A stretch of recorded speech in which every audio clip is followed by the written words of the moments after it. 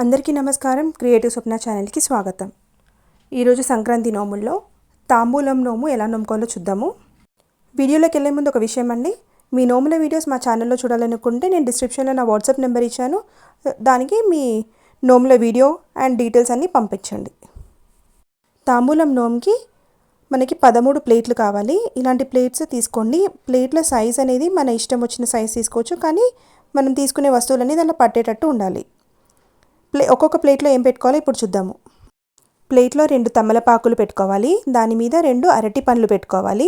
ఒక వక్కపొడి packet, dozen గాజులు, డజన్ లేదా అర డజన్ మీకు వీలుని బట్టి తీసుకోండి. పసుపు కుంకుమ ప్యాకెట్, ఇంకొక కాటుక డబ్బా, పువ్వు. ఇలా ఇవన్నీ పెట్టుకొని 13 ప్లేట్లలో సెట్ చేసుకోవాలి. ఇలా 13 సెట్ చేసుకున్నాక మనం గౌరమ్మ పెట్టుకొని నోముకోవాలి. ఇది తాంబూలం నోము. ఇది ఎవరికైనా ఇచ్చుకోవచ్చు ఈ నోముని. నెక్స్ట్ వచ్చేసి అష్టగణపతి నోము. ఇది ఎలా చేయాలో చూద్దాం ఇప్పుడు. దీనికోసం 13 ప్లేట్లు తీసుకోండి. ఇది కూడా సైజ్ మన ఇష్టం ఉన్న సైజ్ తీసుకోవచ్చు. ఇలా 13 ప్లేట్లు తీసుకున్న తర్వాత ఒక్కొక్క